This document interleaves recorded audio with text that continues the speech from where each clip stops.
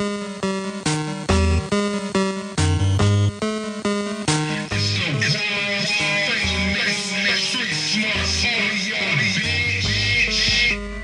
are controlling transmission. If we wish to make it louder, we will bring up the volume. If we wish to make it softer, we will tune it to a whisper. Thought this shit was over.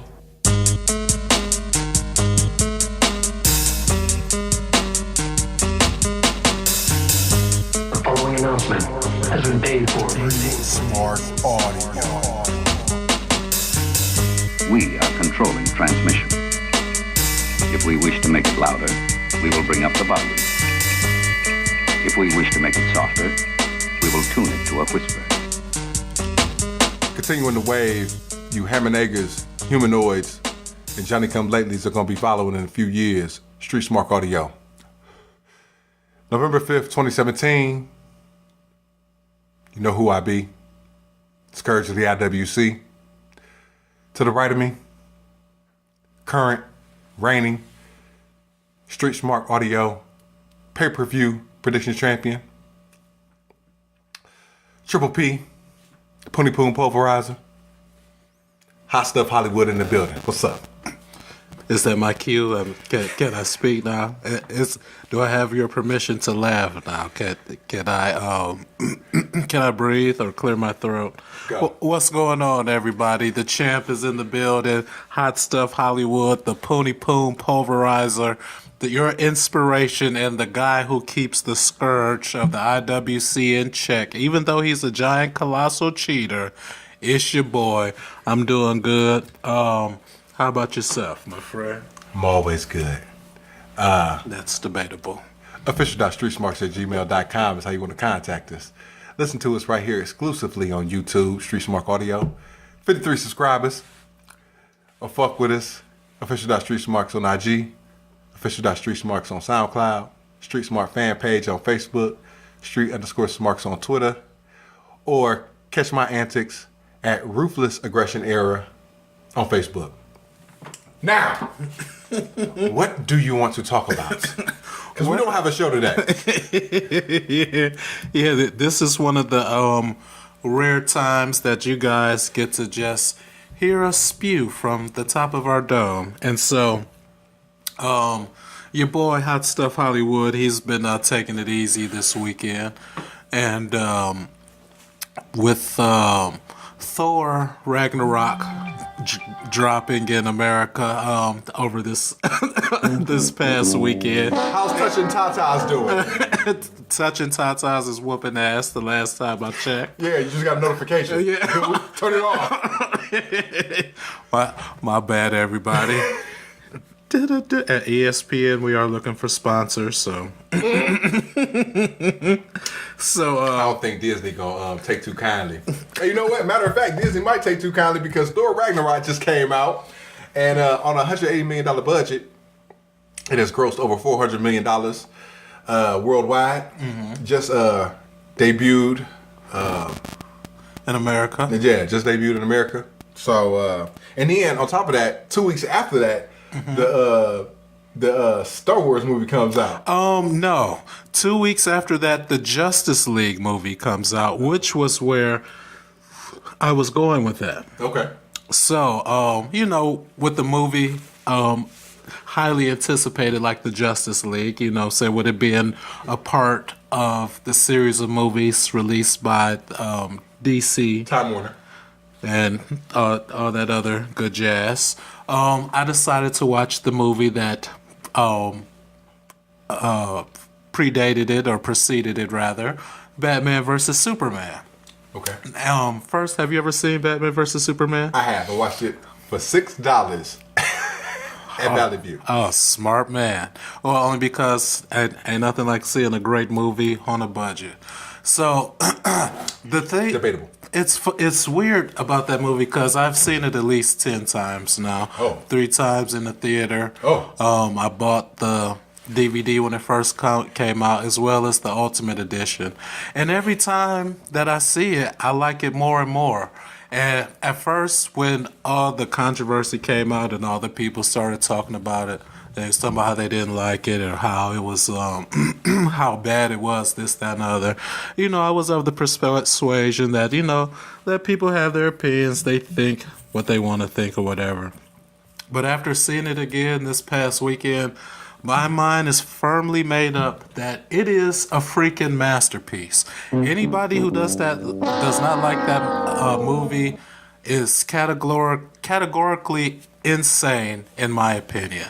And not only that, I feel like there is a bandwagon of people who just like to hate on the DC movies just for the sake of hating on them. And I can unequivocally say that I feel the movie is a masterpiece because I had every reason to hate the movie going in. For starters, I was pissed off that they were shoehorning Batman into what I thought was going to be a Superman sequel. I didn't care for the ending of Man of Steel where he snapped Zod's neck or whatever, but I was glad Superman was back. I was looking to see where they was going with the series. So they announced Batman versus Superman. I was pissed off Batman was going to be in it. I knew Batman was going to win because he's DC's cash cow, whatever. And for some reason, people just get a boner for the guy who is the most OP person in comics, in my opinion. People say Superman is boring, but Batman is the real... How on earth can people sit here, oh, Batman can take out the whole Justice League? That's believable to you? But That's believable. Yes, I know there's this comic arc. I've seen the movies. Yes, I know according to canon and according to the comic book writer that wrote the story, yes, they conceived a way for it to happen. But come on, anybody with the brain cells higher or the IQ higher than an amoeba will know that it is not even conceivable that a person with no powers can defeat, let's just say, the other 6 members of the Justice League by himself. that story was chronicled by Grant Morrison, I believe, in the late 90s in the Tower of Babel storyline. And I love Grant Morrison's work, but give me a freaking break. Actually, speaking of Grant Morrison, I don't like his work. No? There's like a couple of books that I like, but his updated takes on classic characters they don't do it for me. All-Star Superman sucked. Really? You think so? And I have the whole series. I loved All-Star Superman. I actually like the animated movie more. It made more sense because everything that he was talking about in the book was terrible. And I don't like Frank Quitely's art. Oh, yeah, no, yeah. Everybody looks too bloated. Yeah. Not a fan of that. Chunky and chubby. Yeah, I'm not a fan of that. I mean, it's kind of realistic, but I mean, it's Superman. He's supposed to be chiseled the fuck up.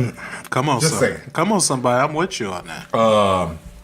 But as far as DC Extended Universe is concerned, too many suits in the creative process. I'm not bashing the DC Extended Universe because there are things that I do like about it.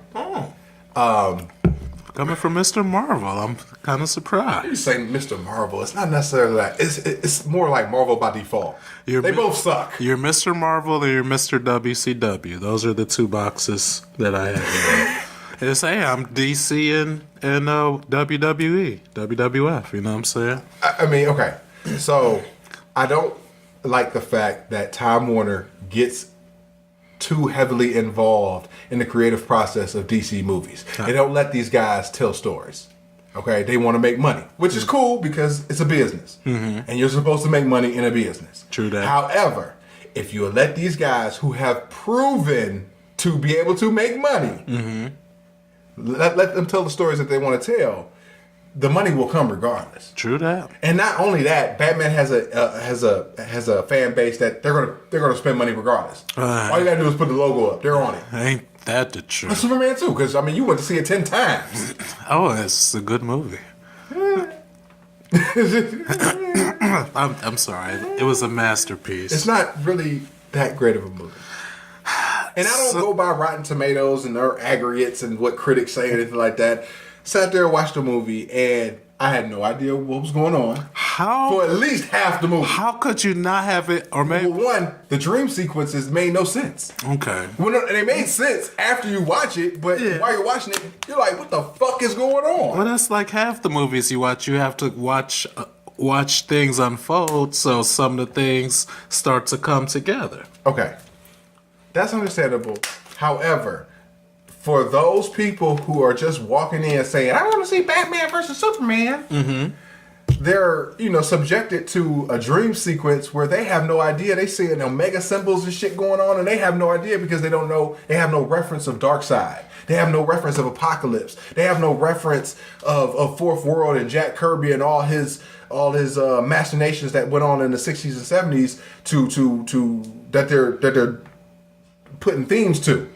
So how can you say that's a good movie for you, who knows the Fourth World, kind of, sort of? I don't know how much you know the Fourth World, but I mean, you're a DC guy, so you should know something, right? Okay, but for you, who's heavily inclined and heavily well-versed in the DC universe, it probably made sense. Yeah. You know what I'm saying? For me, who knows comics, it made sense. I didn't like it, but it made sense. You know what I'm saying? But for John Q. Public and Susie Q. Public, they don't know what the fuck's going on, and that's why the movie fell flat to viewers, because the general populace didn't understand it. Well, and that's probably one of the downsides, because they probably want to do some foreshadowing of the Justice League 1 and 2 movies that are coming. So to little Jimmy that's coming to see Batman vs Superman with no outside reference, no, he wouldn't get the Omega symbols and stuff at first. But I believe the idea of that was when Justice League comes out or whatever, or whenever Darkseid shows up, it'll be a callback to like, oh, now I get it. You know what I'm saying? A little foreshadowing. And it would be for little Jimmy. And I get that. However, conversely speaking, Marvel movies are so formulaic that anybody can just walk in and get it immediately. And now, to heavy critics of Marvel movies, they say, well, shit. You know what I'm saying? They do the same movie every fucking time. Yeah, Iron Man. Every movie is an origin movie. Every second movie is like Empire Strikes Back. Every third movie is like Return of the Jedi when it comes to Marvel movies. You know what I'm saying? But again, they're in the machine. They're in the Disney machine. Disney already bought fucking Star Wars. So guess what? All their movies are going to be formulaic on the first go-round to ensnare the audience.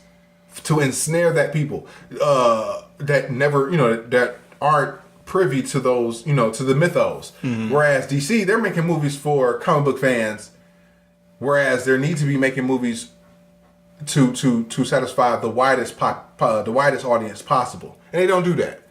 And even when they do try to do niche products like Suicide Squad, they do it horrendously. You know what I'm saying? Like it was Suicide Squad was critically panned. It didn't make as much money as they wanted, and they had Will Smith, who was supposed to be a box office draw. He's not a draw. You know what I'm saying? And then they had the little white girl playing Harley Quinn. You know what I'm saying? And Alexis Bliss just copied her whole fucking shit. And you got all the fucking nerds going ranting and raving over that shit. Well, they say Suicide Squad failed to some of that corporate intervention that you alluded to earlier. They rewrote it 3 times. Goddamn whistle. I'm a whistler. What can I say? Ain't whistling no bitches. Oh, there ain't no bitches right here. I see. Now see that. That's what I get for being the face. That's what that The goes. scourge of the IWC. Anything else about goddamn? So, go. oh yeah. So I was just saying earlier, I had so many reasons to dislike this movie going into it, and people make fun of the.